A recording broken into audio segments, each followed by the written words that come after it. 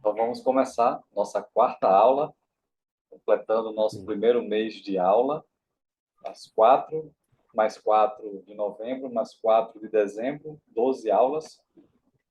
E deixa eu colocar aqui o PowerPoint. Hoje nós veremos um pouco dos conceitos de mentoria que alguns especialistas no tema de discipulado e mentoria escreveram, né? Então, nós vamos meditar um pouco nesses conceitos. Inclusive, eu peço que vocês que estão aqui conosco observem cada conceito. Se tiver algum conceito que chamou a sua atenção, alguma frase de algum conceito, alguma expressão que foi colocada, que você grave e aí na hora do bate-papo você traz para nós, né? Qual foi a frase, qual foi aquela palavra, aquele conceito que chamou a sua atenção, tá?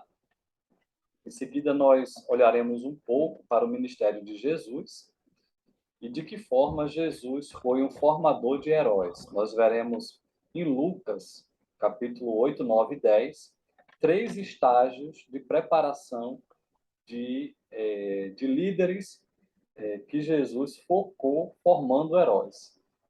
Então, essa vai ser, resumidamente, a nossa aula de hoje. Deixa eu colocar aqui o PowerPoint.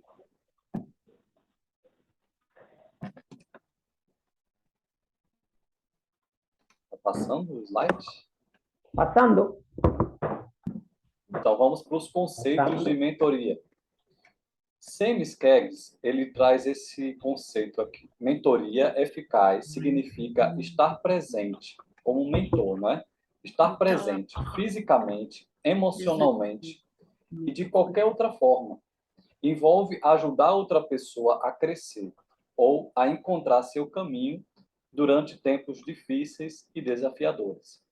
Então, esse conceito destaca a importância da presença do mentor, um mentor de carne e osso, um mentor caminhando perto com o seu mentoriado. Nós sabemos que a mentoria, ela também pode ocorrer à distância. Aquela ideia de que você pode ter uma referência de alguém, um modelo de alguém, só que você não se relaciona com ele no dia a dia. E mesmo assim, ele pode ser um mentor para você. Pode ser um autor de vários livros que você lê, pode ser um palestrante, um pregador que você ouve na internet, pode ser até o seu pastor, só que você não tem muito contato com ele. Então, esses também são mentores, mas na nossa aula nós estamos falando sobre aqueles mentores que caminham perto da gente. Então, para esse autor aqui, mentoria significa caminhar com alguém de perto e estar emocionalmente ligado ao seu mentoriado. E ele também destaca a importância de ajudar o outro a crescer. Nós veremos isso em vários conceitos, porque mentoria tem tudo a ver com ajudar o outro a crescer. E estamos falando de mentoria cristã, crescer em Cristo em todas as áreas da sua vida.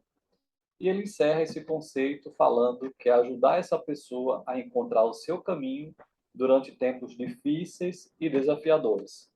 De fato, todos nós vivemos tempos difíceis e também com muitos desafios, né? Okay. Robert Clinton destaca o seguinte: mentorear é uma experiência em relacionamentos, onde um cristão ajuda outro a crescer e desenvolver, suprindo com recursos dados por Deus. Vamos começar a aula. Deixa eu só dar uma mutada aí que está falando. Ok. Então, segundo Robert Clinton, ele vai falar de relacionamento. Claro, um relacionamento próximo. Um cristão ajuda outro a crescer e a se desenvolver. De que forma? Suprindo esse mentoreado com recursos que Deus deu a ele. Que recursos seriam esses? Diversos. Pode ser Tinha que colocar. Sabe que não baixa? pode ser o teu Aquilo que tu estava escutando era o mínimo Maurício, das caixinhas. te mutar, Maurício. Então, recursos, como por exemplo, o teu conhecimento. Todo mundo tem uma bagagem de conhecimento. o teu conhecimento bíblico, a tua experiência de vida, teus testemunhos, né, os seus testemunhos, os livros que você conhece, você vai indicar, os filmes, como a gente está toda aula, né, falando de alguns filmes, dando dicas, ferramentas que você conhece, você pode usar na mentoria, até pessoas que você conhece e você pode fazer uma ponte para ajudar essa pessoa em alguma questão de alguém que você conhece e pode ajudar o teu mentoreado. Então, tem muitos recursos, inclusive financeiros, né, que nós podemos investir nos nossos mentoreados. Eu tenho um mentor, um dos meus mentores é um pastor da China, é um senhor de idade, e ele é uma pessoa que investe abrindo portas para mim, ministeriais. Inclusive, ele está pagando uma viagem que eu vou fazer agora em novembro. Semana que vem eu vou para a Malásia. Vou participar de uma grande conferência lá, internacional, e também um grande evento de missionários. E eu estou indo porque o meu mentor está pagando para eu ir, porque é uma viagem muito cara, né? Então, o mentor é aquele que abre portas para nós também, né? É uma pessoa que nos supre com sua bagagem, com sua experiência, com tudo aquilo que Deus deu a ele. Porque na mentoria nós podemos usar as bênçãos que Deus nos deu e nós vamos utilizar para abençoar o nosso discípulo. Inclusive, nós veremos lá no final desse módulo 1, nós veremos sobre a caixa de ferramentas do mentor. Todo mentor ele deve ter uma caixa de ferramentas que ele pode usar de acordo com a necessidade do seu mentoreado, né? Que tem a ver com algumas dessas questões que estamos falando aqui, né? Lá na frente nós vamos ampliar mais esse conceito. David Cornfield, ele vai dizer que mentor é uma pessoa comprometida em nos ajudar a crescer de maneira regular e intencional em nossas vidas e ministérios. Então, é ter um relacionamento comprometido. Alguém que se compromete em caminhar com você e te ajudar a crescer. Novamente, crescimento.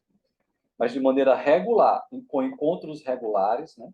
E com uma intencionalidade, com um propósito específico para auxiliar um mentoreado a crescer. E aí, David Cornfield fala de duas áreas, tanto na nossa vida pessoal como no nosso ministério. Às vezes, na igreja, nós mentoreamos pessoas e apenas atentamos para a questão ministerial. Nós só acompanhamos em questões ministeriais. Como é que você está no ministério? Como é que você está se saindo? Quais são os planos do ministério? Quem são as pessoas que você está investindo? Como é que você pode melhorar a sua atuação na igreja? Que habilidades ministeriais eu posso te ajudar a se desenvolver? E aí, muitas vezes, fica só atrelado à questão ministerial. E aí nós perdemos algo muito importante, que é tratar da vida da pessoa. Porque, afinal de contas, nós estamos lidando com um ser humano que tem questões financeiras, que tem um emprego, que tem uma família, que tem questões emocionais, que tem medos, problemas. E quando nós não cuidamos da pessoa nesse nível, sobre a sua vida, essa pessoa pode achar que você está só interessada em quanto ele pode ser útil para a igreja e para você, como um mentor, né? E ele pode se sentir usado, porque é como se você só quisesse a performance dele, o resultado que ele pode dar para o ministério e para a igreja.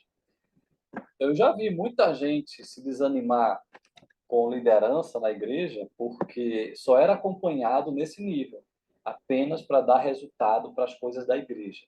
E esquece que ela também é uma pessoa, é um ser humano, que tem problemas, que tem outras questões, que precisa também ser pastoreado em outro nível. Inclusive, David Cornfield, eu tive o privilégio de participar dos módulos de treinamento dele em mentoria nos anos 2000, e ele confidenciou nos treinamentos que ele tinha dois mentores, porque ele entendia que ele não encontrava um mentor que suprisse tudo que ele precisava. Então, ele tinha dois mentores. Um desses mentores cuidava da área ministerial. mentoreava ele na área ministerial. E o outro mentor ajudava ele mentoreando na questão pessoal, familiar, né? Essas questões íntimas da vida pessoal dele. Então, esse foi o exemplo dele. De repente, a gente também pode ter mais de um mentor e buscar pessoas que supram nossas necessidades de ajuda, de pastoreio e de crescimento. Agora, se a gente tem uma pessoa que está nos ajudando nessas duas áreas, então, não necessariamente a gente precisa de outro mentor, né? Vamos lá, vamos continuar. Bob Birrell. Esse aqui eu acho um ótimo conceito. Olha o que ele diz. Definir mentoria é um tanto difícil, mas descrevê-lo é bem fácil. É como ter um tio que cuida de você e quer vê-lo progredir. Ele não é seu concorrente e está aí para auxiliá-lo, não para competir ou desencorajá-lo. Ele é mais líder de torcida do que crítico. Então, o mentor é como essa pessoa que cuida da gente e quer nos ver progredir. Ele não é o nosso concorrente. Ele não está aqui para competir com a gente, para ver quem é melhor, quem pode mais.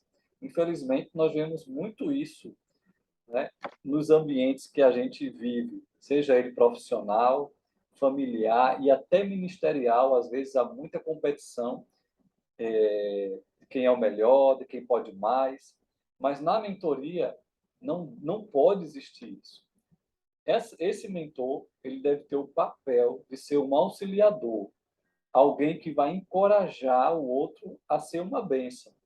Então, ele se parece mais com esse líder de torcida. Ele não deve ser essa pessoa amarga, que só tem crítica para destilar na vida do outro. Eu sei que vai ter momentos em que nós vamos precisar exortar, como mentores. Vamos precisar falar algumas verdades, né? Puxar a orelha. Claro, isso com muito zelo, com muito respeito, com muito amor, né? Mas o nosso papel é, especialmente, estar ali como um amigo que encoraja, que ajuda, que ensina e que se alegra em ver o mentoreado crescer. Infelizmente, nem sempre isso acontece. Muitos ficam enciumados quando vê um discípulo crescendo mais do que ele, começa a cortar as asas, né, do discípulo, porque não quer que ele se sobressaia e ao invés de ser esse líder de torcida, se torna mais um crítico ou um adversário, né? Então, eu lembro de um amigo meu que uma vez ganhou uma pessoa para Jesus e aí ele começou a treinar esse discípulo e ensinava, mentoreava, e era um grande amigo do seu discípulo. E aí, uma vez, o seu discípulo tinha um bom testemunho para contar na igreja. Só que ele ainda não tinha essa experiência de falar em público, né? E ele também não tinha muito tempo de vida cristã. E aí eu lembro que esse meu amigo, mentoreando ele, incentivou ele, encorajou, não, você tem um bom testemunho para contar, a igreja precisa ouvir, e eu vou te ajudar, eu vou te preparar e vai ser uma bênção. Ele preparou e no dia lá, tudo, era um culto de oração. Eu lembro desse meu amigo indo com o discípulo dele até a frente para pegar o microfone, e ele sentou na primeira cadeira e ficou de frente para o seu discípulo e ficava ali dizendo para ele: vai dar tudo certo, fica tranquilo, vai, bota o microfone na boca, fala direito, vai, rapaz, fica em paz, meu irmão, Deus está contigo, tá tudo bem. Ele ficava ali toda hora, né, falando algumas coisas para ele, para encorajar, disse: olha para mim, não fica com medo do povo não, mas olha para mim e fala direito, né? Então, é por aí. O trabalho de um mentor é essa pessoa que torce, que ajuda, que encoraja, né? Que está ali para ajudar o seu discípulo a progredir. Joel Comiskey. Joel Comiskey narra uma experiência especial que ele teve com um mentor. Ele diz: eu fui especialmente privilegiado por ter trabalhado sob a liderança do pastor Henry, um pastor mentor. Ele colocou-me debaixo de suas asas e dividiu anos de experiência comigo. Eu agradeci a Deus os recursos que ele derramou em minha vida. Ele foi um pai espiritual para mim. Mais do que qualquer outra coisa, ele estava disponível.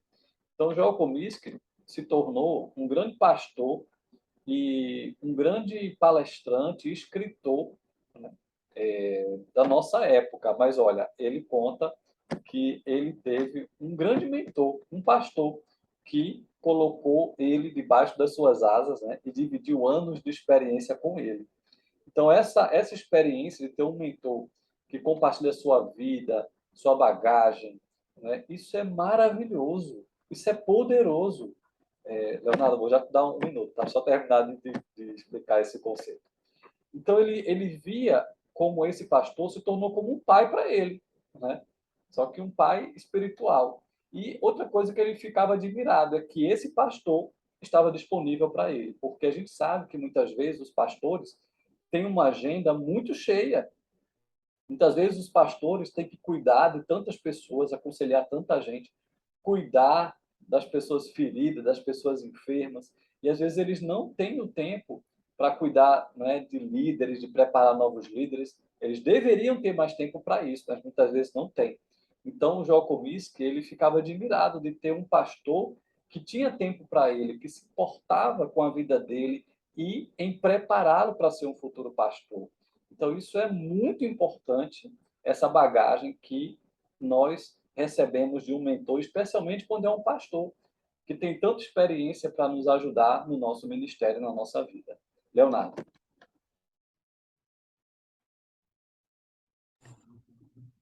Olha só, eu ouvindo aqui falando aqui sobre a mentoria e tal, o pastor Erasmo, ele recentemente ele lançou um livro falando sobre aconselhamento pastoral, Uhum.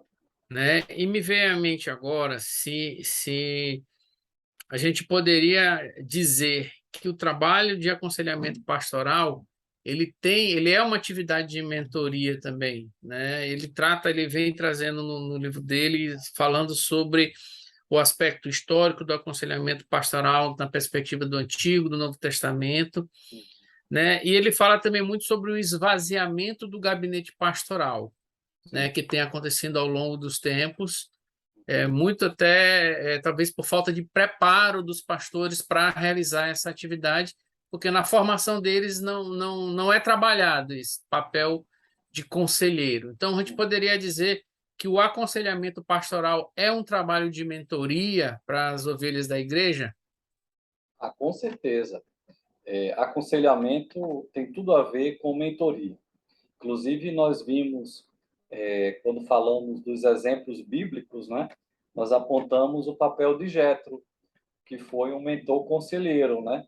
Então, os conselhos que nós recebemos, especialmente do mentor, eles são muito necessários e faz parte do papel de um mentor, ser um conselheiro.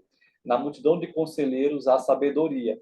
E quando nós temos um mentor que nos aconselha, nós podemos ter mais sabedoria. Nós vimos isso na primeira aula, que o mentor ajuda a gente a ter mais sabedoria.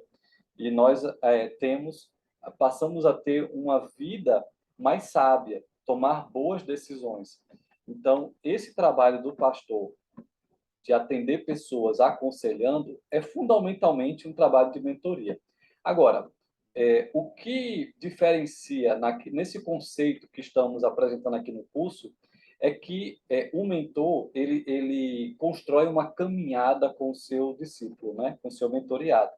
E no aconselhamento pastoral de gabinete, muitas vezes o que ocorre é uma conversa pontual, ou então de curto prazo.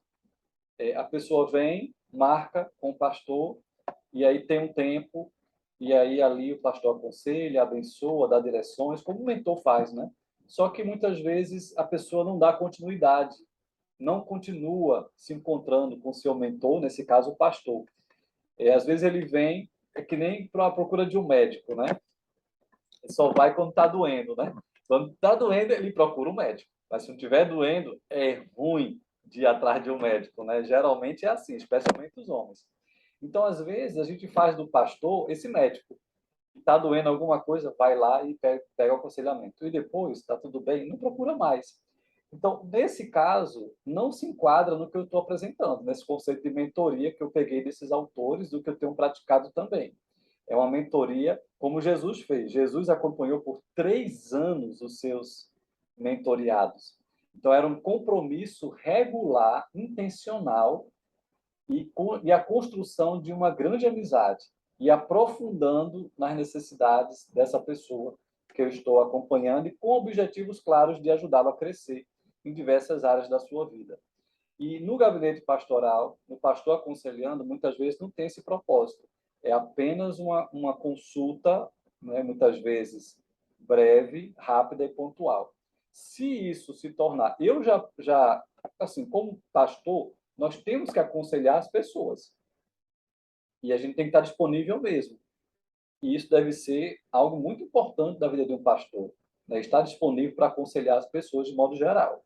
Então, eu sempre aconselhei ovelhas, mas às vezes tiveram situações que a ovelha me procurou e eu senti a necessidade de continuar o acompanhamento com ele. Às vezes o pastor até sugere isso para alguma ovelha específica. Ele percebe um problema e diz: eu queria me encontrar mais vezes com você para te ajudar, né, nessa questão específica na tua vida. E eu também já tive essa situação em que eu chamei, ou até a pessoa pediu para ter um acompanhamento por um tempo, para ajudá-lo em alguma questão específica. Quando começa a ter um tempo maior, aí vai se tornando uma mentoria de acordo com o padrão que eu estou apresentando aqui. Quando existe um propósito maior, quando existe uma relação mais duradoura, de mais tempo e de compromisso mútuo, então aí vai se caracterizando com uma relação de mentoria, né? Agora, geralmente, quando é só um aconselhamento, é um curto prazo, né? É um encontro pontual, e aí não se caracteriza com a mentoria clássica que nós estamos falando aqui na aula. É um momento de aconselhamento, que não deixa de ser uma mentoria, mas não nesses moldes aqui de continuidade, que é o que nós estamos apresentando, né? Que haja uma continuidade, que haja pelo menos um tempo, vamos dizer assim, mínimo de um ano, né? Com um propósito claro de viver essa experiência a dois, de se encontrar regularmente, de construir um vínculo, de acompanhar, aconselhar, treinar. Então, é muito mais amplo esse conceito que estamos vendo aqui. Tranquilo, Leonardo? Mais alguma coisa? É isso aí mesmo? Não, ok. Ele faz, inclusive, uma crítica interessante no livro dele, falando sobre, tratando desse esvaziamento, né? Que é a falta dessa continuidade faz com que muitas vezes a ovelha deixe o gabinete pastoral e vá, por exemplo, para um processo de consultas contínuas com psicólogos. Verdade. E aí tira o papel do pastor, né, Sim. colocando o psicólogo nesse processo. É. Mas é isso aí mesmo. E como igreja, nós podemos ajudar, porque nós consideramos especialmente a parte espiritual e bíblica.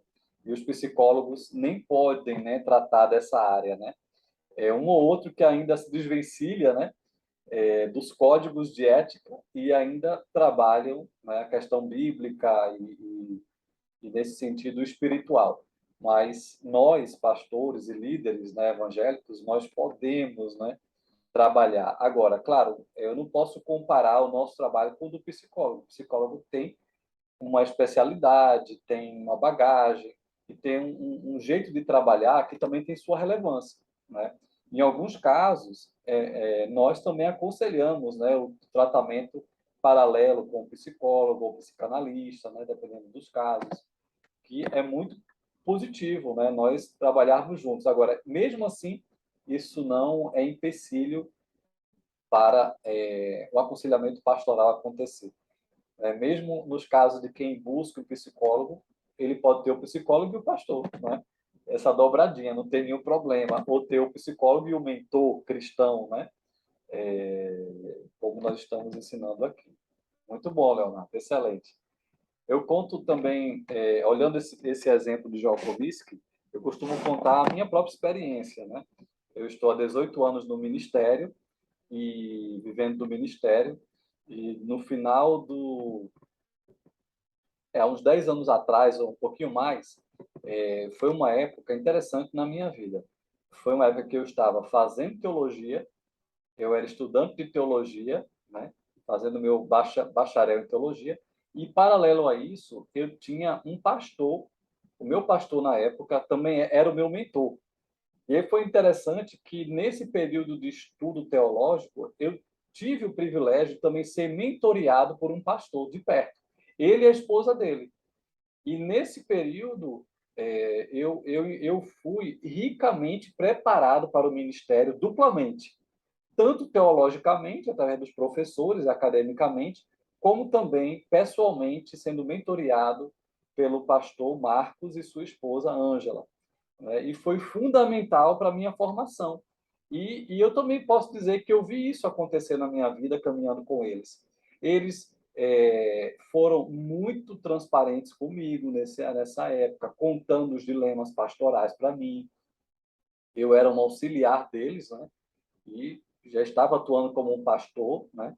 Só que ainda inicialmente ganhando experiências. Então, foi um tempo em que a bagagem que eles passaram para mim, eles abriam o coração, contavam os problemas de um pastorado, contavam suas dificuldades. Então, essa abertura me ajudava a enxergar, né, muito bem o que significava ser um pastor principal de uma igreja, que eu ainda não tinha essa experiência na época. Então, isso me preparou demais para o que eu ia enfrentar lá na frente. Então, eu considero que tanto a minha formação teológica e acadêmica, como a mentoria que eu recebi, foram extremamente fundamentais, talvez 50% para a minha preparação para o ministério, né? Infelizmente, tem muitos alunos aí de teologia que não têm esse privilégio de ter um pastor mentor preparando ele para a carreira ministerial. E fica uma lacuna muito grande, né? Vamos continuar. Howard e William Hendricks. Os relacionamentos de mentoria são vitais, porque o mundo é um lugar depravado e até perigoso. E nós lidamos com o problema de que o mundo jaz no maligno e que o sistema de valores do mundo é corrompido. Nós precisamos nadar contra a maré. E, além disso, nós temos um grande inimigo, que é Satanás e suas hostes, né? Tentam nos tirar da rota. E, além disso, nós temos um grande inimigo, que é o nosso coração enganoso, né? Nossa natureza pecaminosa, que nós devemos matar todos os dias. Por isso que é tão importante nós termos mentores que nos ajudem na caminhada. Ronald Allen diz o seguinte: líderes, especialmente líderes e suas equipes, precisam se cercar em um círculo de prestação de contas. Precisam exigir de si próprios os mesmos padrões de comportamento moral, ético e pessoal que exigem dos outros. Então, nós líderes, nós somos modelo do rebanho. Nós somos exemplo que eles têm a seguir. Nós somos aqueles que exortam, que apontam os erros, que ensinam o caminho que eles devem andar. E nós cobramos que eles vivam em santidade, nós pregamos nesse sentido tantas vezes. E aí nós temos que tomar cuidado, porque nós, como líderes, nós temos que continuar sendo exemplo. Nós temos que continuar sendo modelo para eles. E, por vezes, nós estamos cobrando eles coisas que nós não estamos sendo cobrados. Por isso que nós precisamos de mentores, nós líderes. Nós temos que dar o exemplo. Nós temos que também ser humildes o suficiente para ter alguém para pedir ajuda, pedir conselho, prestar contas, ter um intercessor, ter um conselheiro, né? Alguém que nos cobre uma vida de santidade, ser exemplo na vida com Deus. Quem é que cobra nós líderes essas questões? Se eu estou tendo tempo com Deus, se eu estou pastoreando minha família de maneira adequada. Mas nós sabemos muito bem cobrar os outros, nós líderes. Nós cobramos o tempo todo. Nós pregamos, nós ensinamos, nós falamos que as ovelhas têm que fazer isso, têm que viver assim. Regularmente a gente faz isso. E nós? Quem é que nos cobra? Porque nós precisamos ser modelo continuamente para eles. Se o caminho do cristão é estreito, né, como Jesus falou, eu considero que o caminho dos líderes e pastores é mais estreito ainda. Porque nós temos que ter uma vida irrepreensível, como disse Paulo a Timóteo. Irrepreensível significa que ninguém tem nada do que lhe acusar. Porque senão nós caímos no descrédito. E quanto mais alto nós estivermos em termos de responsabilidade, de autoridade e liderança, se nós cairmos, a queda é muito pior. O estrago que causa entre o rebanho é muito maior. Então, nós temos que tomar muito cuidado e uma vigilância muito maior, nós líderes. Por isso que nós precisamos nos cercar de um círculo de prestação de contas, como Ronald Allen fala, que pessoas que nos exijam o padrão moral, ético e pessoal que a gente tanto exige dos outros. Stanley e Clinton contam que um professor que analisou a vida de 600 líderes evangélicos, sejam eles do passado e do presente, ficou bastante chocado ao estudar os resultados da sua pesquisa. Líderes importantes, claro, né? Líderes evangélicos importantes da história cristã. E eles disseram o seguinte: depois que analisaram 600 líderes evangélicos, esse professor descobriu que a maioria destes líderes não terminou bem a sua carreira cristã. Contudo, os líderes que concluíram bem o seu trabalho e sua vida eram os que tinham mentores e prestação de contas. Olha que importante. Olha que importante. Então, não adianta também a gente começar bem a carreira ministerial e terminar mal. É muito importante nós continuarmos bem e terminar bem. Porque se a gente termina mal, a gente mancha toda a história que nós construímos, né? Então, é preferível começar mal e terminar bem do que o contrário. Nós precisamos tomar cuidado para não manchar a reputação do Senhor. Porque quando um líder cai, quando ele não termina bem, né, ele desconstrói tudo que ele construiu. Então, é muito importante nós termos mentores.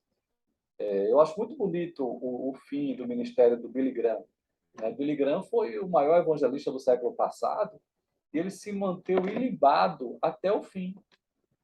Ele continuou, né? E ele era um conselheiro até dos presidentes dos Estados Unidos, mas ele também sempre teve com quem prestar contas do seu salário, da sua vida. Ele tinha regras muito claras para que ele não caísse em nenhuma situação de aparência do mal.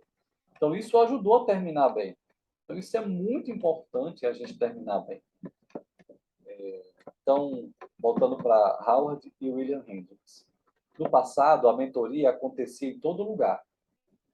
Era comum termos mentores. No passado, era comum ter um mentor. Na fazenda, um garoto ou uma garota eram mentoreados ao lado da mãe e do pai e de outros membros da família.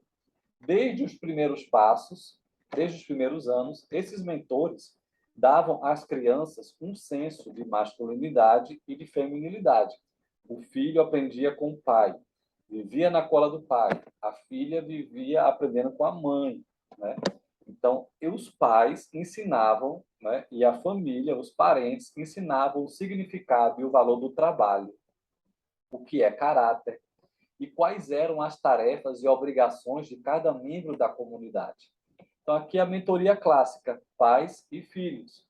Mas hoje o Estado, muitas vezes, acha que é dono dos nossos filhos, né? E querem ensinar a eles sobre as ideologias, né? Do que eles pensam que deve ser, né? Mas essa é responsabilidade dos pais.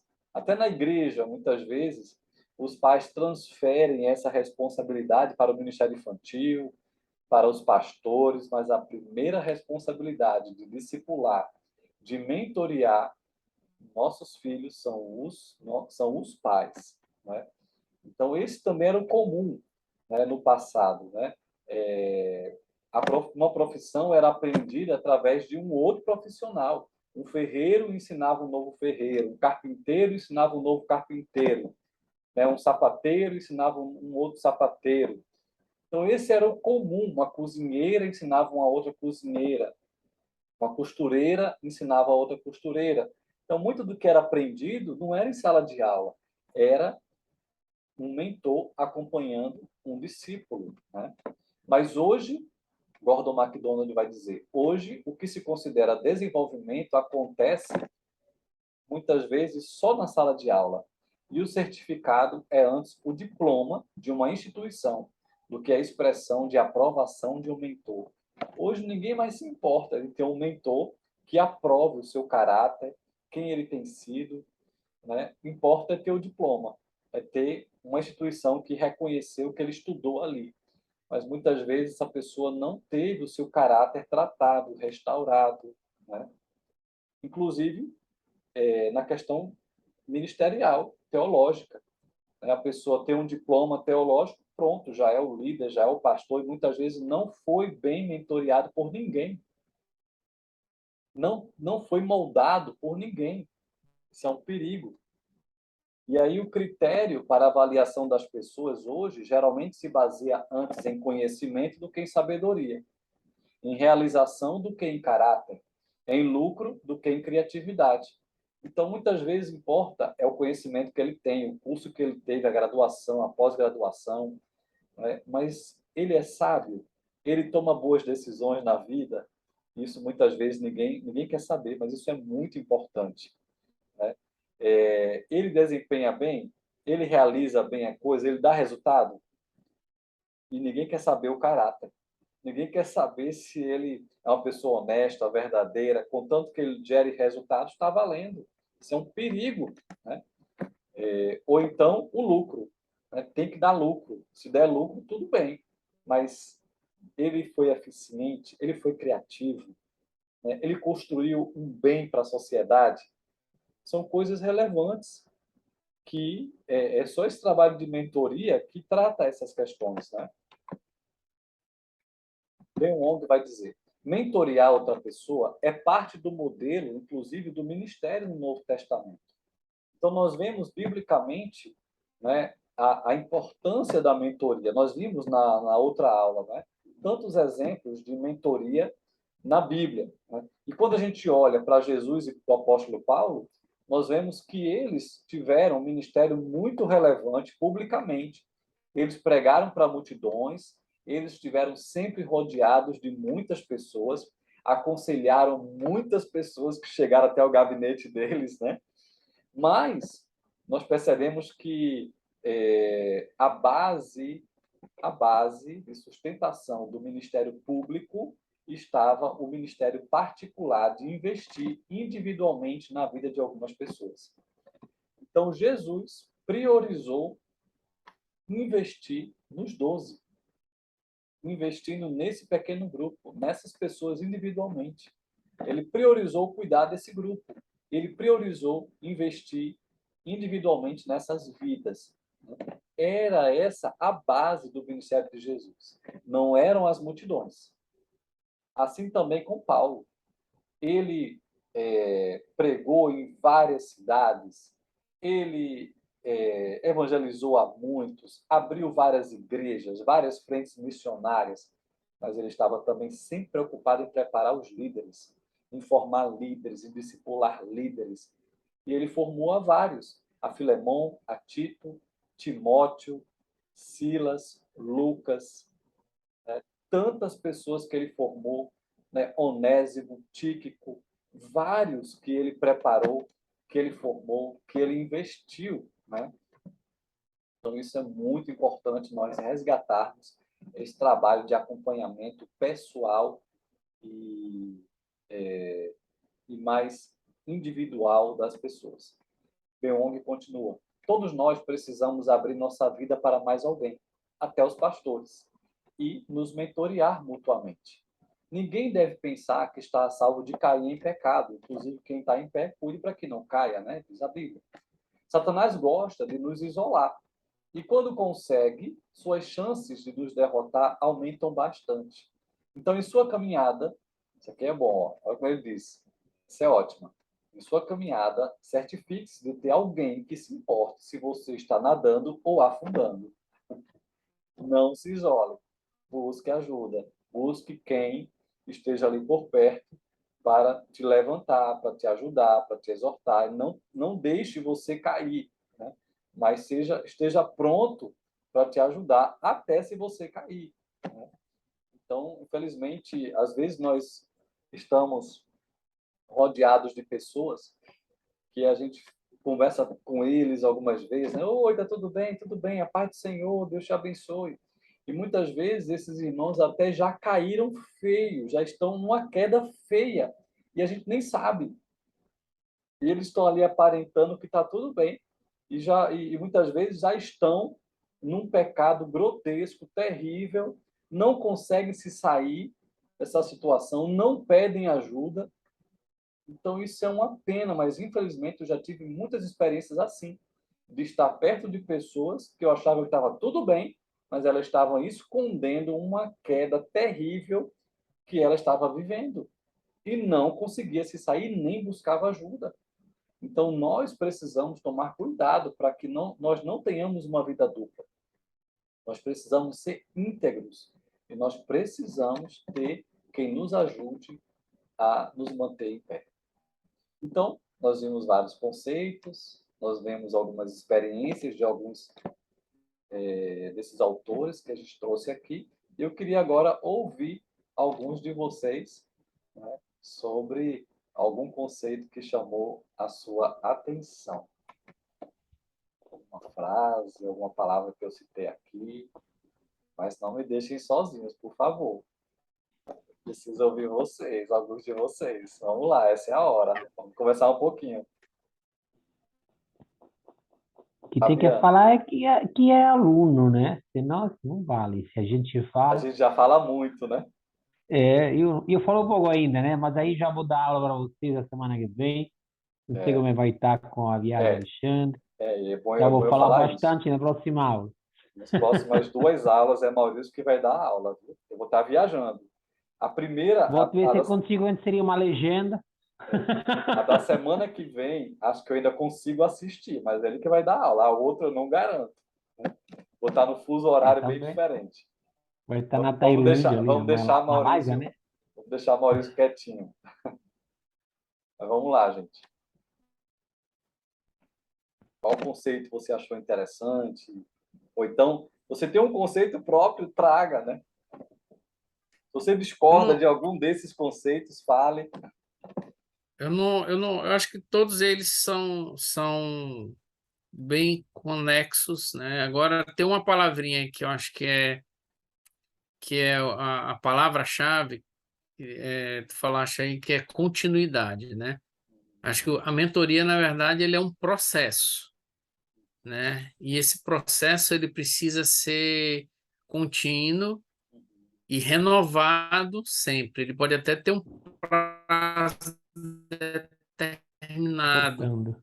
né? Um prazo que, se a gente for considerar, por exemplo, um ano, a gente pode dizer que é um médio prazo, mas ele precisa ser um processo contínuo.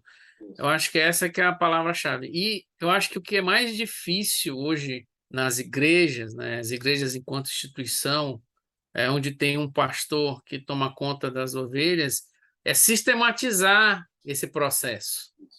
Acho que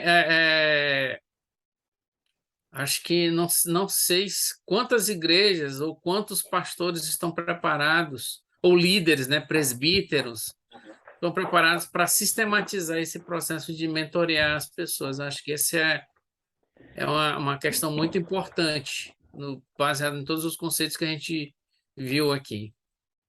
Muito bom, Leonardo. Excelente participação. Você falou uma palavra-chave aí, continuidade, né? Excelente. Isso mesmo. E também entendo que você trouxe uma questão muito importante, que é como implantar isso numa igreja local, né?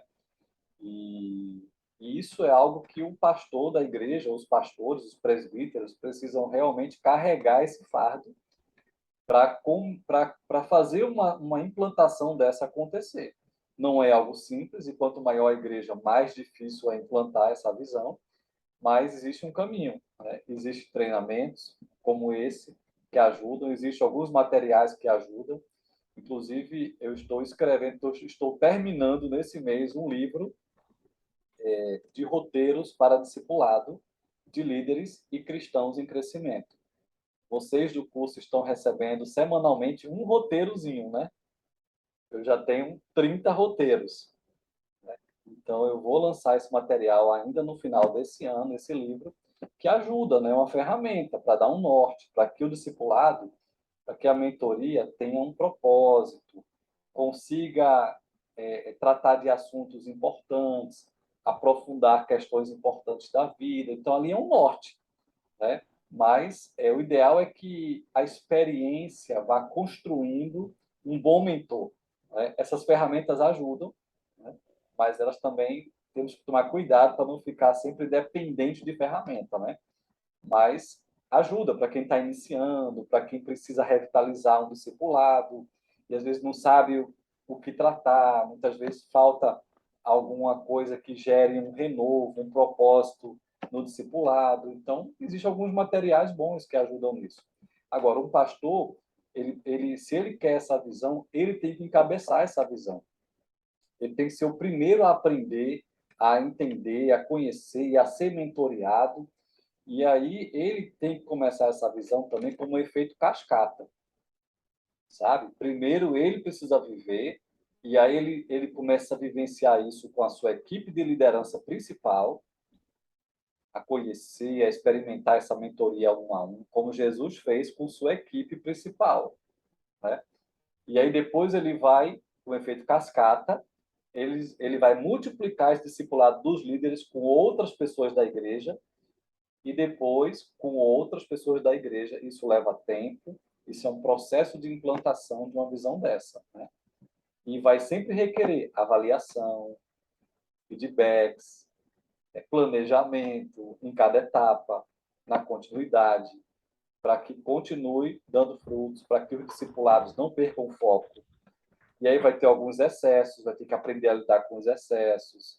Às vezes um discipulador, né, quer controlar o discípulo, tem que aprender a ensinar essas questões, tomar cuidado para não ir, porque é natural, a gente está aprendendo, às vezes acerta, às vezes falha, né, até ganharmos mais experiência, mais maturidade.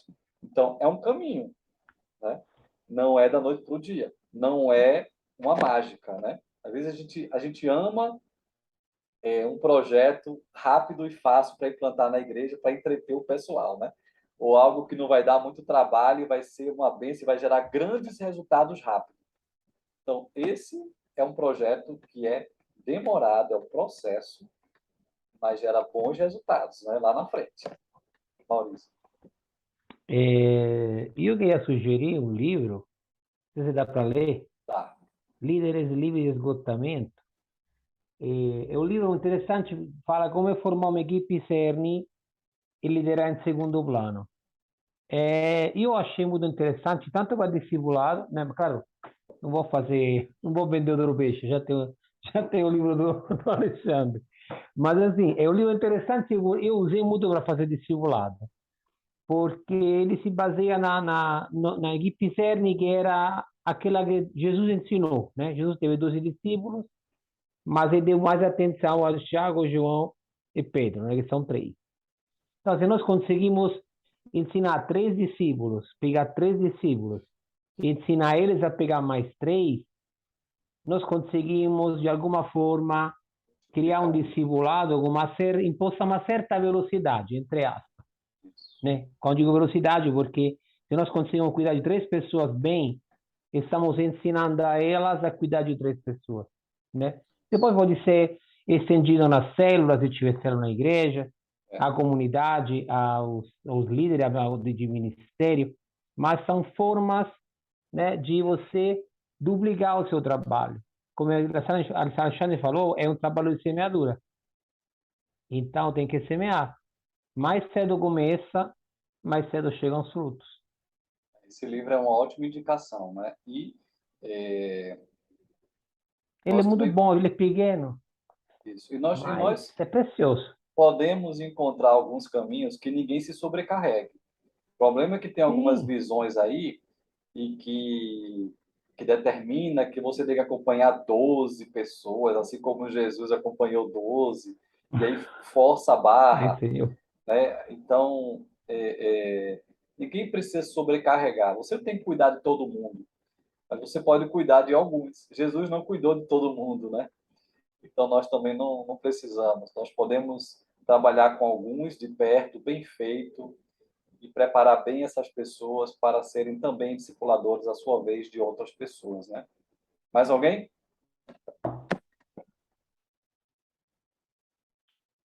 Pastor, essa última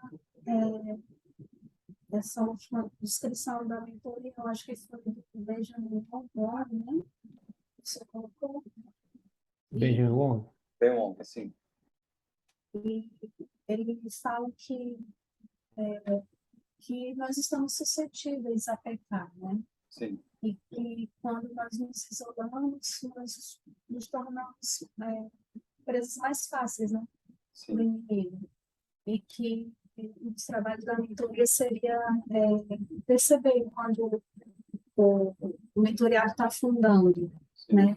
Para poder levantar.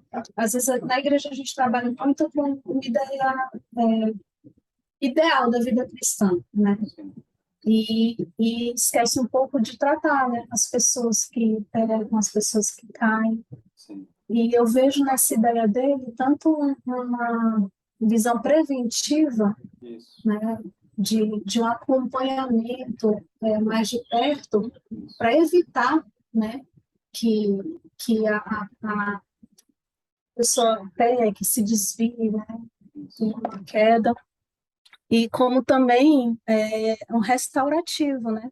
isso. Para verificar quando a pessoa tá se perdendo, está desviando do caminho, né? Formas de trazê-la, né? E, e por muitos anos as nossas igrejas foram muito duras em relação à disciplina e carecendo muito aprender sobre a restauração, né? Verdade. E eu lembro de um texto, daquele texto que fala que é melhor serem dois do que um, porque quando um cai, o outro ajuda a levantar. Uhum. Eu achei interessante porque, assim, sendo filha de pastor e acompanhando muitos anos, né, várias igrejas, eu vejo que essa visão de acompanhamento mais próximo, né, de prevenção, né, às vezes a pessoa confessa e fala, olha, eu tenho dificuldade nessa área, então um acompanhamento mais próximo, olha, evita isso, e aí como é que foi o dia hoje, conseguiu vencer, principalmente para pessoas que estão chegando, às vezes algum vício, algo que são quedas mais constantes, e como também, né, de restauração em amor, né? Eu achei interessante essa visão. Excelente, excelente, Ida. Excelente, Io, excelente. Questões muito importantes mesmo, prevenção, restauração, aprender também a disciplinar. Realmente, muitas vezes a igreja foi muito dura, foi muito legalista, não conseguiu ajudar a pessoa a se levantar depois que ela caiu, porque foi muito dura, muitas vezes com um distanciamento emocional muito grande, coloca a pessoa na geladeira e aí isola ela de todo mundo, e aí não acompanha, não cuida, não busca meios para restaurar, né? Expõe facilmente as pessoas. Então, são questões, são pecados grosseiros, né? Que a igreja muitas vezes tem cometido. E quando nós temos uma visão dessa, a gente passa a ser muito mais próximos uns dos outros, passamos a ser também muito mais responsáveis uns pelos outros, e nós somos amigos, nos tornamos amigos. Então, amigos não descartam o outro. Quando o outro falha, a gente está ali perto e a gente faz de tudo para levantá-lo, né? A gente se entrega para ajudá-lo a voltar, né? A gente não exclui, a gente vai fazer só se ele não quiser mesmo, aí sim, né? Tem exclusão, excomunhão, né? Mas, no geral, as pessoas querem ajuda. Só que nós não sabemos ajudar. Nós somos frios, nós somos legalistas, somos duros demais e muito distantes. E aí a disciplina se torna um ritual, ao invés de ser um processo de amizade, de cura, vida na vida, de cuidado, de ajudar o outro a rever onde é que ele caiu, buscar meios e processos para que ele volte, restaure, peça perdão a quem tem que pedir. Então, isso deve ser um processo relacional, né? Amigo cuidando de outro amigo. E aí, quando é um amigo, ele não expõe o outro. Ele vai dar um jeito, né, de ajudá-lo a se levantar, a guardá-lo, a cuidar dele, vai querer o melhor para ele. Assim como ele gostaria de ser tratado, ele vai tratar. Então, são coisas muito sérias que a gente tem errado muito aí como igreja, né, por não viver uma visão mais próxima, mais estreita, né? Assunto muito importante, Leila, muito bom. Completando o que tu falou, eu acredito, é interessante um ponto de vista que o Ben Wong sempre falou aqui em Curitiba, você numa das viagens que ele fez, diz que quando você tem um discipulado em ação, quando você está discipulando alguém, aliás, quando você é discipulado por alguém, você tem que dar permissão a essa pessoa que tá lhe discipulando, tem que dar permissão a essa pessoa de mexer na sua vida. Quando nós damos a alguém permissão para mexer na nossa vida, é porque temos aprofundado um nível de intimidade, um nível tal Confiança, né? que essa pessoa de confiança, que esse o nosso discipulador tem a permissão para dizer, olha, é para cá, olha, o caminho é este. E se não se gerar o relacionamento, como eu falei, Alexandre, se não tiver essa intimidade suficiente que existe entre amigos íntimos, ninguém vai permitir a você de mexer na vida dele. Então, se a Inclusive, igreja não está... Fala. você está terminando, fala. Então, inclusive, se a igreja não está se relacionando de uma forma mais íntima com os seus membros, o membro não vai permitir alguém mexer na vida dele. Entendeu? Então, hoje igual o Alexandre, nós conhecemos há 6 anos, né? A nossa caminhada desde então começou e não terminou. Mesmo que a gente mora distante, o nosso relacionamento de amizade está tão intenso que eu dou permissão ao Alexandre para mexer na minha vida com toda sinceridade, com toda tranquilidade, porque ele está me mentoreando e eu tenho uma confiança completa nele. Eu sei que ele não vai me Que foi expor. uma conquista desses anos todos, né? Que Sim, foi uma vida sim, na exatamente. vida, que foi uma amizade sendo construída, né? Por isso, quando a gente diz que quando a gente gera discipulado, necessita de tempo, é o tempo que nós semeamos no coração, semeamos na mente do nosso discipulado, semeamos no nosso mentoreado, se queremos chamar assim, e se gera um relacionamento tão intenso que ele perdura no tempo. Entenderam? Isso aí. Então, isso é importante. Pode Se não ser para a tiver vida toda. intimidade, Amigos podem ser para a vida toda, né? com Vida toda, né? certeza. Eu hoje tenho uma intimidade tão alta que não tenho nem com meu irmão. Eu tenho com o Alexandre. Por quê? Porque a gente nós andamos juntos ainda hoje, mesmo ao distante. O nosso relacionamento não foi interrompido pela distância. Está sempre Significa que conversando, né? E liga e conversa. Então, tá porque sempre... é algo tão profundo que a distância não abala de jeito nenhum. Verdade, verdade. Então, é isso que é preciso, por isso necessita de tempo. Com algumas pessoas é mais fácil, com certeza, com outras mais difícil, com certeza. E também, Mas o resultado é garantido, né? assim, tem que ter propósitos claros, né? Às vezes um discipulado não flui tanto e não vai muito longe porque às vezes ficou sem propósito. Por Então, por falta de exemplo, compromisso, né? e com o Maurício, a gente foi criando uma amizade e propósitos juntos. A gente sempre teve algum propósito, né, na caminhada junto. Nós começamos uma rede de pastoreiros e pastores em Curitiba. E isso era um propósito que a gente tinha junto. Ele me ajudava a coordenar, a organizar, e a gente, né, dava assistência a outros pastores, outras igrejas, ele me ajudava a organizar os PowerPoints. Então, a gente foi construindo coisas juntos, né? Criamos até treinamentos, né? E aí começamos Do zero. a ver esse curso, a criar esse curso juntos. Então, esses propósitos ajudam, né, o relacionamento a se fortalecer mais ainda, né? Então, é uma amizade e também tem propósitos claros da nossa caminhada junto. Por isso que ela pode perdurar por muito mais tempo, né? Agora, o Leonardo falou uma coisa muito importante sobre o gabinete pastoral, né? Que ele é muito importante como um ambiente de aconselhamento, de cuidar das ovelhas que precisam de um aconselhamento, de um ouvido atento, uma palavra de Deus ali específica. Agora, quando você vive nesse nível de mentoria que estamos falando aqui, o gabinete se torna um lugar até ruim de se encontrar. Por quê? Porque é um lugar mais sisudo, é um lugar mais de atendimento profissional. Então, a gente se torna muito amigo e muito mais informal esse acompanhamento. Então, ele se caracteriza mais como uma amizade. Então, é muito bom a gente estar junto para comer, não é assim que amigos fazem? Tem que comer. No E a supermercado, gente, comprar um leite. então, a Tem que ser gente, uma coisa mais simples. então, a gente quer estar na casa do outro, ele vem na minha casa, e a gente viaja junto, e a gente faz coisas juntos. Então, aí é uma coisa muito. E a gente se torna. As barreiras também vão caindo também nesse relacionamento e se torna mais vida na vida, entende?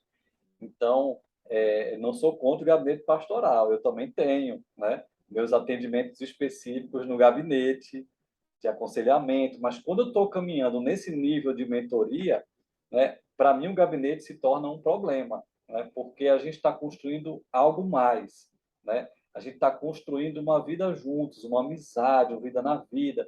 Então é preferível a gente se encontrar na nossa casa, né, na rua, né? Vamos comer junto, vamos ser para onde, vamos, entende? Diga, Leonardo.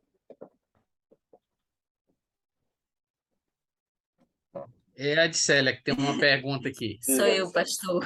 Sim, Pastor, assim, de tudo isso que o senhor falou, expôs agora, e quando isso não está acontecendo no grupo pequeno, o que que o discípulo, na verdade, ele deve fazer?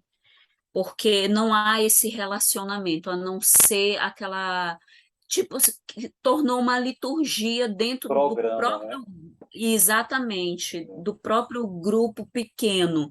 E não há esse relacionamento, não há essa caminhada com o discípulo. O que que, no caso, as pessoas que fazem parte de um grupo dessa forma, o que fazer? Que Então, não há essa mentoria em é, si, na sim. verdade. Então, os grupos pequenos, eles correm esse risco de se tornar um programa, de se tornar um putinho, né? Eles correm esse risco do líder conduzir de uma forma muito programática, muito previsível, e ficar muito focado no roteiro que ele está usando.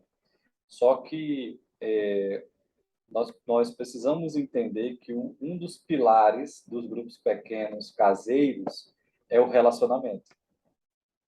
Esse é um pilar, é o relacionamento. Se a gente não tem relacionamento, a gente se torna distante do outro. A gente se torna frio com o outro, meio indiferente. E a gente se apega aos programas, entende? Porque se torna a nossa tábua de salvação.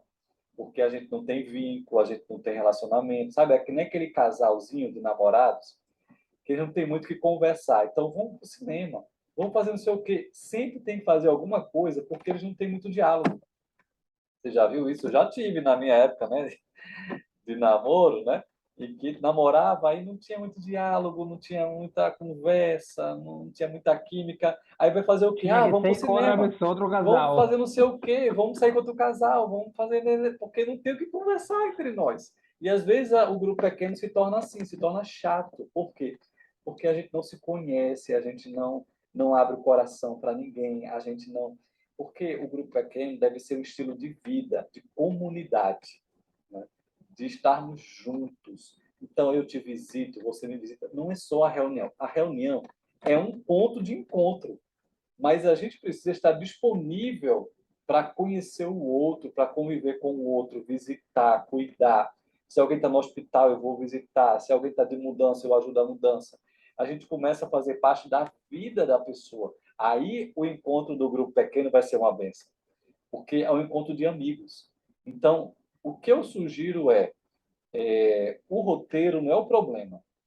O roteiro pode ser uma bênção, o programa pode ser uma bênção. Agora, se formos bons amigos, quando nós não somos amigos, então vai virar chato, vai virar um programa, vai virar o ritual, entende? Então nós precisamos investir na amizade. E o brasileiro, nós brasileiros, nós sabemos o que é amizade, né? Eu vou estar numa conferência semana que vem que nós brasileiros nos destacamos na alegria, na euforia, no abraço. O povo lá fora não é assim, não. O povo lá fora, eles gostam da gente porque a gente ri fácil, a gente abraça, a gente bate na mão, a gente vai, brinca fácil com o outro, Nós sabemos ser amigos. Só que na igreja, às vezes, a gente não sabe ser amigo. Na igreja, a gente quer ser o comportadinho, sisudo, né? Só que a gente é gente, né? Quem já viu The Chosen, eu acho que eu já indiquei The Chosen, não já aqui, o seriado para assistir, ou ainda vou indicar. Ixi, já dei a dica Ainda vai lá na indicar. frente. Ainda já É, deu spoiler.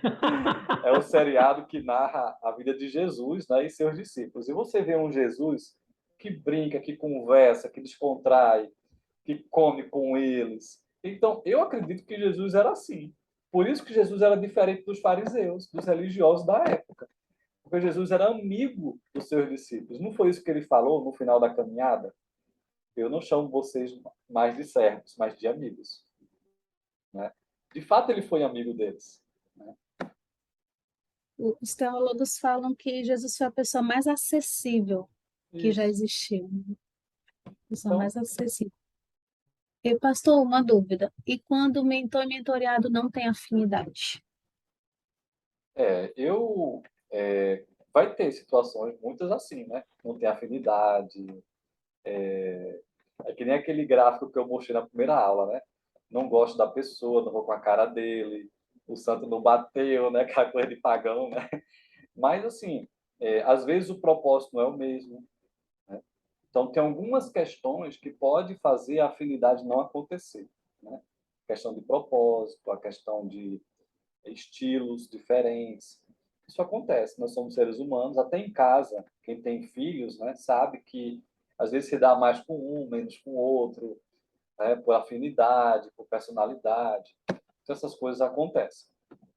E na aula passada eu mostrei vários tipos de mentoria, né? Então, tem uma mentoria que é sucessão de chamado, sucessão de liderança, relacionamento para a vida toda, nas jornadas da vida, de parceria, de aconselhamento. Existem vários tipos de mentoria.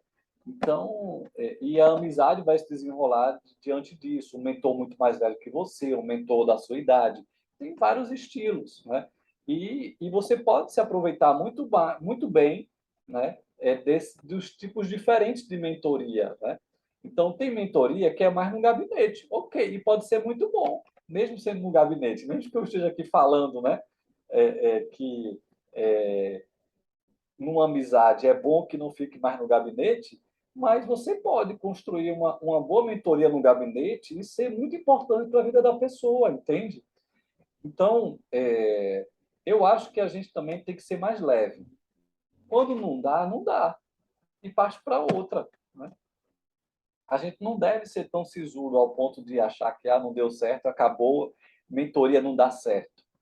Pode não ter dado certo com essa pessoa, mas com outro pode dar.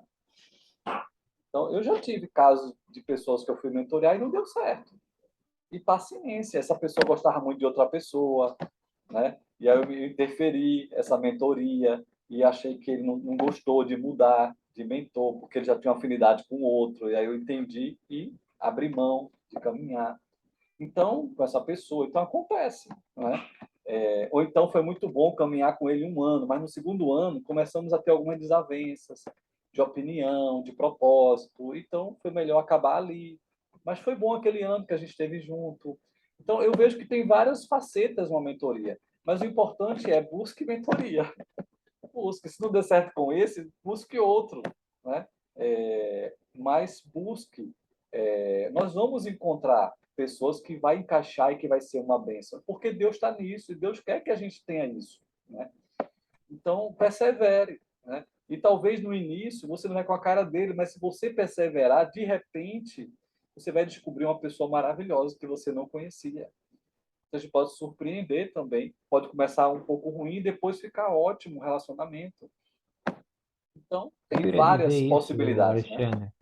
Ah, por nós que estamos começando nesse momento, o discipulado tem que ser intencional. Mesmo que talvez não tenha afinidade, como a nossa irmã falou, e que você, nós precisamos criar um momento, né? E uma das técnicas que eu gosto de usar, mas é pessoal, porque é cultural, na Itália a gente diz que os melhores negócios a gente fecha na mesa. né? Porque na mesa é que nós abrimos, nós baixamos nossas defesas, né? Nós mostramos como comemos, né? É uma falta de intimidade, mas é verdade, naquela hora a pessoa está mostrando alguma coisa íntima dela, né? Como comer a pizza, como talhar, como cortar a carne e tudo mais. Mas, enfim, acredito que precisamos entender o que é interessante para o nosso mentoreado. Quais são os hobbies, quais são as atividades que ele gosta de fazer, Isso é entendeu? ótimo. Então, acredito Nós que veremos isso em outras aulas, Maurício. Não dá descobrir. spoiler, Maurício. Tu vai falar que só daqui a 2 aulas. Vamos voltar, gente. Vamos voltar. Meu tempo Mas, está enfim, acabando. importante é se aproximar do mentoreado, entendeu? Ok. Mas vamos continuar, senão a gente vai até 10 horas hoje. É, A conversa tá boa. Maurício está passando? Tá. Ok. Então vamos para o formador de heróis. Ricardo Agreste diz o seguinte: quando olho para a minha própria história, percebo claramente que minha vida e ministério são frutos de investimento de homens e mulheres desconhecidos da grande maioria das pessoas que hoje se sentem abençoadas por aquilo que ensino ou realizo. Olha que interessante. Ricardo Agreste é um pastor conhecido, autor de livros, né? Uma pessoa que ficou famosa, né, no Brasil. Mas ele considera que ele teve pessoas nos bastidores que, ao longo da história dele, que mentorearam ele, foram fundamentais na vida dele e que ajudaram ele a se tornar um herói, em outras palavras, né? Foram pessoas que formaram ele para ser um herói. E hoje essas pessoas se sentem abençoadas de ver ele crescendo e sendo grande instrumento de Deus, né? Ou seja, elas formaram heróis, como ele tem sido um herói para tantas pessoas no ministério. Todo mundo quer ser um herói, mas poucos entendem o poder de ser um formador de heróis. É muito melhor ser um formador de heróis, né? Focar em pessoas e ajudá-las para que elas cumpram a carreira que o Senhor planejou para elas. E assim elas serão heróis, né? E aí eu gosto dessa imagem do levantador do vôlei, né? O vôlei é um esporte coletivo, tem 6 jogadores em quadra, né? E um é o levantador. E ele é o cérebro do time. Os outros são os atacantes. Então, ele tem vários atacantes disponível à disposição dele. E o objetivo dele é fazer com que eles pontuem. O levantador é o que menos pontua. Ele é o grande servo. Ele ajuda o outro a ser bem-sucedido. Então, essa é a ideia do formador de heróis. Muitas vezes eu não vou pontuar, mas eu vou ajudar o outro a pontuar. E se ele pontua, eu também sou vencedor. Eu também estou sendo vitorioso e o reino de Deus está se expandindo. Então, um bom formador de heróis, ele ajuda o outro a ser bem-sucedido na vida, no ministério, na carreira, no reino. O que ele puder fazer para que a outra pessoa obedeça a palavra de Deus, viva em santidade, né? Viva para Cristo, ele vai fazer. E assim, ele vivendo assim, essa vai ser a grande alegria dele. E o levantador, então, ele tem que colocar a bola no ponto certo para o atacante atacar. Ele cuida e prepara a bola, ele coloca no ponto para que o outro venha e seja um sucesso, né? Então, essa é a ideia do formador de heróis. Eu vou ajudar o outro a cumprir o ministério, a viver a vida que Deus planejou para ele, como marido, como filho, como esposa, como irmão, como profissional, e tudo para a glória de Deus. Então, gosto demais da ideia do levantador. Ele é o grande servo, ele ajuda a equipe a ser bem-sucedida, né? Para mim, é o papel do formador de heróis. Olhando para Jesus, Jesus também foi um formador de heróis. Você não pode estudar as práticas do ministério de Jesus sem vê-lo como um formador de heróis. Alguém que colocou os holofotes sobre outras pessoas. Primeiro, Jesus colocou os holofotes em Deus, o Pai. O tempo todo ele fez isso. Ele dependia do Pai, ele ouvia o Pai, ele dizia: eu faço o que o meu Pai me diz. Ele obedecia ao Pai. A minha comida é fazer a vontade do meu Pai. O tempo todo ele colocava o holofote no Pai. Ele obedecia ao Pai, ele seguia o Pai, ele obedecia até o fim o Pai, né?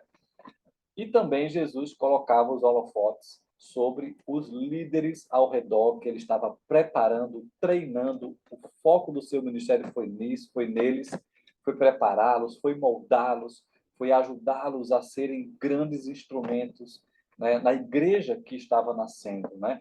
Então, ele fez isso. E quando nós olhamos agora para Lucas, né, são 3 passagens de Lucas. Em 3 momentos, nós vemos 3 fases em que Jesus está preparando essas pessoas, esses discípulos, para serem grandes instrumentos de Deus. Veja bem, em Lucas 8, de 1 a 3, diz assim: Depois disso, Jesus ia passando pelas cidades e povoados, proclamando as boas novas do reino de Deus. Os 12 estavam com ele, e também algumas mulheres, né? Então, veja bem, nesse primeiro momento, Jesus é o herói, né? No sentido de que ele está fazendo o ministério acontecer. É ele que é instrumento. É ele que proclama as boas novas do reino de Deus. É ele que cura, e os discípulos estão com ele, estão aprendendo com ele. Os 12 estão observando a liderança dele, aprendendo, olhando ele fazer. Mas ele está sendo o herói. Agora vamos para Lucas 9. Lucas 9, versículo 1. Reunindo os 12, outro momento, outra circunstância mais na frente. Reunindo os 12, Jesus deu-lhes poder e autoridade para expulsar todos os demônios e curar doenças. E os enviou a pregar o reino de Deus e a curar os enfermos. E disse-lhes: Não levem nada pelo caminho, nem bordão, nem saco de viagem, nem pão, nem dinheiro, nem túnica extra. Na casa que vocês entrarem, fiquem ali até partirem. Se não os receberem, sacudam a poeira dos seus pés quando saírem daquela casa, como testemunho contra eles. Então eles saíram e foram pelos povoados, pregando o evangelho e fazendo curas por toda parte. Nesse segundo momento, Jesus agora delega o poder aos seus discípulos, aos 12. Agora eles que vão ser os heróis. Jesus ensina como mentor. Ele ensina, ele diz como fazer, mas ele libera, ele dá autoridade, ele dá poder. Ele diz: agora é a vez de vocês. Jesus não tinha ciúmes. Então Jesus os leva, os encaminha para fazer o que ele estava fazendo. Agora é a vez dessa segunda geração. Primeiro era ele, a primeira geração. Agora, a segunda geração está sendo enviada por ele para fazer o que ele fazia. Agora vamos para um terceiro momento. Em Lucas 10, uma ocasião mais na frente, olha o que acontece. Versículo 1. Depois disso, o Senhor designou outros 72 e os enviou 2 a 2 adiante dele, a todas as cidades e lugares para onde ele estava prestes a ir.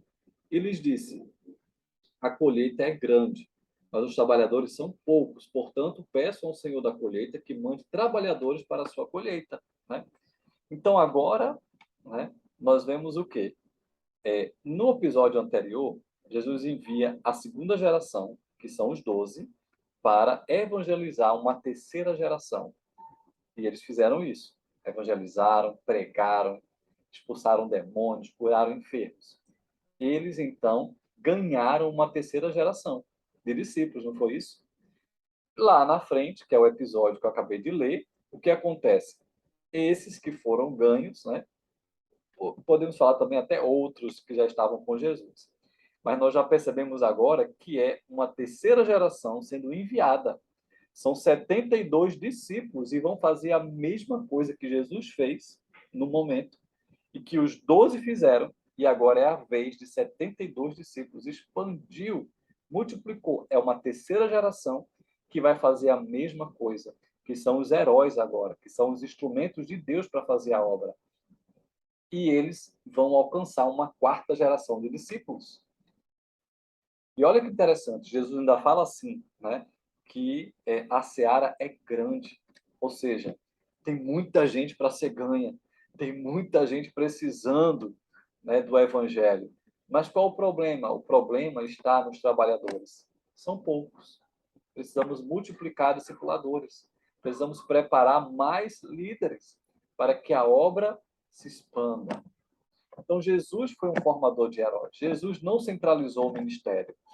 Inclusive, Jesus nem batizava as pessoas que eram salvas, que eram ganhas. Eram os discípulos dele que batizavam. Jesus preparou uma liderança forte e outros discípulos para fazer o que ele fazia, né? Então, é isso que nós também precisamos fazer. Nós precisamos formar discipuladores, outros que vão fazer a obra, vamos multiplicar o trabalho de Deus dessa forma. Então, o crescimento do reino de Deus, todo o trabalho coletivo de Deus ao redor do mundo parece estar em proporção direta ao número de mãos de colheita chamadas, treinadas e capacitadas. A expansão do ministério de Deus no mundo depende de nós treinarmos e capacitarmos e enviarmos, né, novas pessoas para fazer a obra, novos discipuladores, líderes, missionários e pastores. Jesus não apenas envolve os outros na missão, mas ele se multiplica por intermédio dos outros. E diz a cada um deles que não ore por apenas mais um trabalhador, mas sim que peça ao Senhor da colheita que os trabalhadores sejam muitos. Jesus era um formador de heróis, e seu exemplo nos desafia a sermos assim. Então, todo missionário deve preparar outros missionários. Todo líder deve preparar outro líder. Todo evangelista deve preparar outro evangelista. Todo profeta deve preparar um outro profeta. Todo pastor deve preparar outro pastor. Todo conselheiro deve preparar outro conselheiro. E assim multiplica-se a obra de Deus. Então, olha só as práticas essenciais da formação de heróis, né? Eu estou indo para o encerramento, né? Que devemos seguir olhando para Jesus e aprendendo com esse livro Formador de Heróis. Primeiro pense na multiplicação. Não pense só no seu ministério particular. Pense em se multiplicar em outras pessoas. Porque a prática comum é o quê? É eu liderar até que eu tenha atingido o limite do meu tempo e da minha energia. Então, se eu não estiver bem, não tem líder. Mas qual é a prática do formador de heróis? É sonhar alto, de maneira estratégica, como Jesus fez. É investir em outros, é preparar outros para fazer o que eu estou fazendo, para multiplicar o impacto. Né? Segunda prática, dar permissão.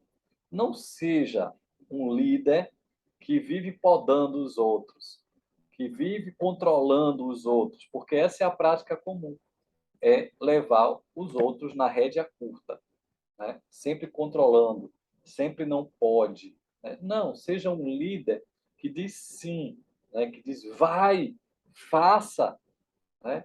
Eu estou aqui para dar suporte, para te treinar, mas Deus te chamou, Deus quer te usar também, não só a mim. Não só sou eu que tenho dons, você também tem. Então usa, seja usado por Deus, vai, envia, dá permissão para ele. Não centraliza as coisas, descentraliza o ministério para que ele aprenda, para que ele faça, assim como nós estamos fazendo. Né? Uma terceira prática essencial, multiplique discípulos. A prática comum é apenas olhar para o meu crescimento espiritual, apenas priorizar o que eu tenho que fazer melhor, né? Isso é importante, mas eu não devo ficar só nisso. O formador de heróis, ele investe no trabalho de ajudar os outros a crescerem, a se desenvolverem, a multiplicar, né, aquilo que eu sei em outras pessoas, né? Então, multiplique os aprendizes, né? Ajude-os a crescer e serem tão bons como você é, como nós somos, né? Quarta prática essencial: ative o dom das pessoas. A prática comum é se certificar de que cada fresta esteja sempre preenchida. Ou seja, eu sou o tapa-buraco, né? Eu sou aquele que às vezes quer fazer tudo. E eu sou um malabarista, né? Tentando dar conta de um monte de coisa. Não seja assim, né? Prepare líderes e libere eles para novas oportunidades à medida que os seus dons e habilidades aumentam. Né? Envie, prepare e ative o dom das pessoas. Ajude elas a serem bem preparadas nos dons que Deus deu a elas. E, assim, elas serão uma bênção e multiplicará o ministério. E, por fim, a quinta prática é edificando o reino.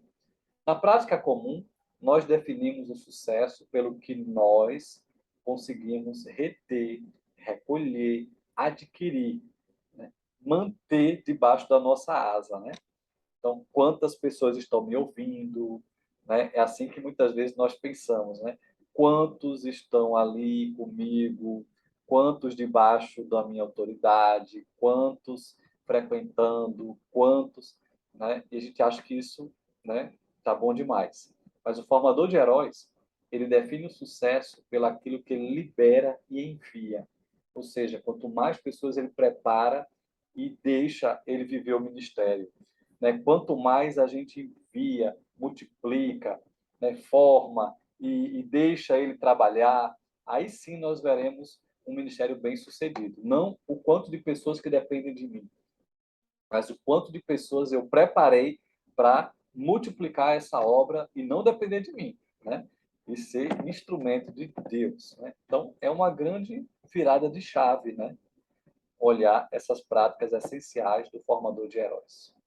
Ok, meu tempo já extrapolou e eu sempre conto uma historinha de reflexão no final das aulas, né?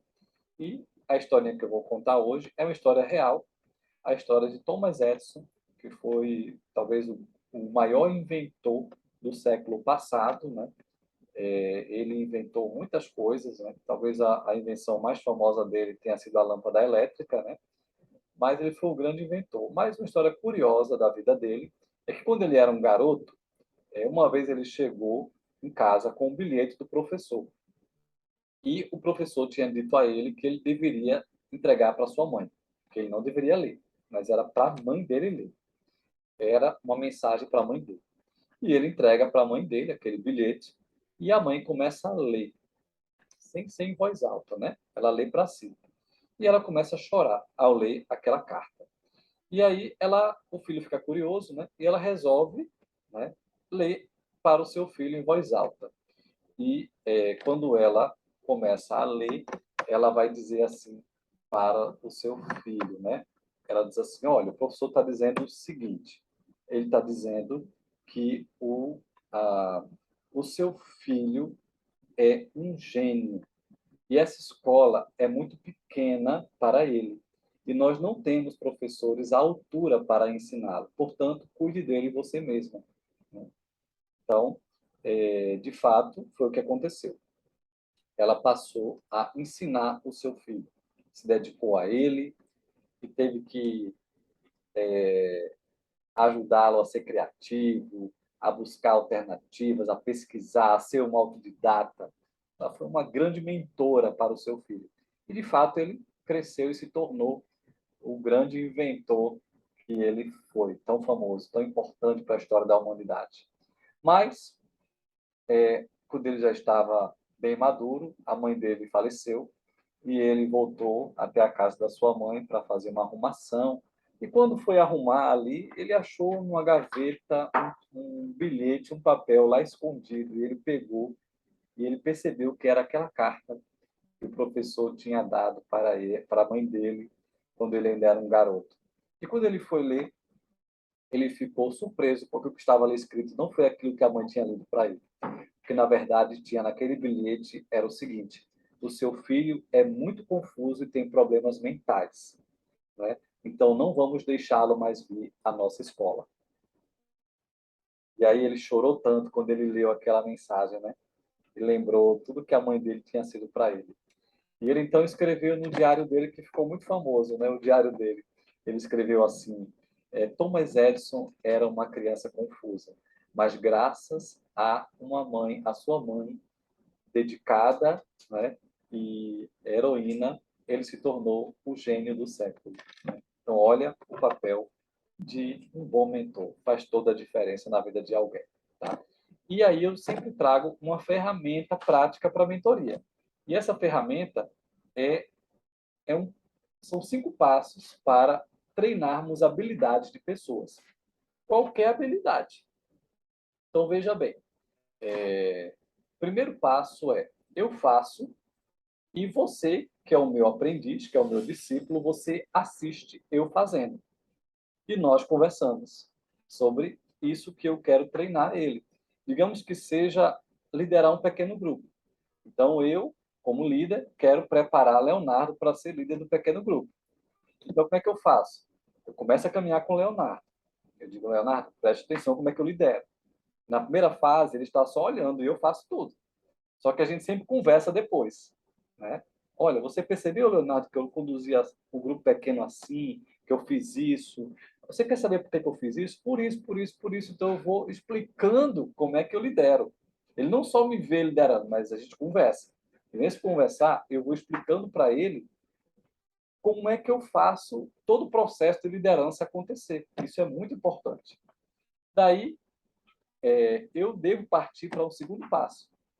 No segundo passo, eu continuo liderando, só que agora eu faço com que Leonardo seja o meu ajudante na liderança. Eu atribuo para ele algumas coisas para ele fazer. Algumas coisas ele vai fazendo também na condução daquele grupo pequeno. Eu não faço mais tudo, mas eu continuo sendo líder. E eu faço. E ele vai me ajudando em algumas questões. E aí nós sempre conversamos depois, né? Nós sempre conversamos sobre como é que está sendo, né, esse trabalho em equipe, eu e ele liderando, o que eu achei, como é que ele fez, como é que ele pode melhorar. Continuo explicando a minha postura como líder, por que que eu tomo essas decisões, por que que eu não tomei. Então, esse processo de conversa é muito importante, né? E aí, à medida que o tempo vai passando, isso é um processo, né? Eu posso partir para o terceiro passo, em que agora eu coloco o Leonardo à frente. Ele agora assume o controle. Ele assume, né, o controle, né, da direção do carro. Ele passa a liderar. E eu me torno ajudante dele. Eu inverto o processo. Claro, isso eu vou passando para ele quando eu vou percebendo que ele está melhorando, que ele está amadurecendo e aperfeiçoando, né? Eu não vou para a terceira etapa enquanto eu não perceber esse crescimento dele. Então, se eu percebo, ele agora começa a liderar. E eu ajudo ele, né? Eu faço coisas menores, ele faz as coisas maiores. E, no final, a gente sempre está sempre conversando sobre como é que está acontecendo esse processo. Dando feedback, ajustando pontos, né? E melhorando a performance e a liderança do meu discípulo que eu estou preparando, ainda está no processo de preparação para ser o líder, né? Se isso for acontecendo, ele for melhorando, eu posso partir para o quarto passo. No quarto passo, o Leonardo continua liderando e eu agora não ajudo mais. Eu agora só assisto, né? Eu agora só observo e avalio, né? Eu já estou deixando ele muito mais à vontade, porque eu estou percebendo que ele está crescendo. Ele não depende mais de mim. Eu continuo observando, né? Mas sem mais interferir. E a gente sempre conversa do que eu estou achando, do que ele pode melhorar, de como está sendo a experiência. Por fim, se tudo isso der certo, eu posso chegar com o Leonardo na quinta etapa, em que agora, né, Leonardo lidera e ele agora vai ter um ajudante. Ele vai multiplicar isso com Maurício, com o outro líder que ele vai preparar, né? E eu agora, né, não tenho mais essa responsabilidade. Eu posso continuar sendo o mentor dele, mas agora à distância, né? Eu já não estou mais ali presente na célula. Eu já multipliquei a liderança com ele, entende? Isso serve para tudo. Quer preparar alguém para ser uma pessoa para ser um bom cozinheiro? Uma boa cozinheira é o mesmo processo, né? Os mesmos 5 passos se aplicam a tudo que você quer treinar ou habilitar alguém para o crescimento em alguma esfera que você deseja treinar a pessoa. Ok? Então, mãos à obra, né? Esse curso ele é muito prático, né? Nós estamos ouvindo para colocar em prática. E, por fim, a dica de filme de hoje é As Histórias de Jonathan Sparrow. Esse, para mim, é um dos melhores filmes que eu conheço. Esse filme é para todas as idades e é um filme que não é muito conhecido. É um filme cristão e eu sempre indico ele. Eu sou professor do Seminário Teológico de discipulado, de vida cristã, e eu sempre indico esse filme para os acadêmicos. Inclusive, eu já passei até na igreja, né, com a igreja toda reunida, todo mundo vibrou, né? Então, é um filme muito bom que fala sobre vida cristã, sobre mentoria, sobre discipulado, sobre evangelismo relacional, sobre pequeno grupo. Nós falamos muito hoje sobre pequeno grupo. Então, fala sobre esse líder, esse senhor, esse velhinho chamado Jonathan Sparrow, e que líder brilhante, que mentor brilhante ele é. Eu, quando crescer, quero ser um Jonathan Spelling. Então, você vai ver esse filme. Eu tenho um link desse filme no YouTube. Eu ainda vou procurar, eu vou mandar para vocês assistirem. Vale a pena. Dá para assistir até com as crianças. É um filme fantástico. Vocês vão aprender lições preciosas de mentoria. Ok? Então, é isso aí. Deixa eu pausar aqui. Deus abençoe a todos.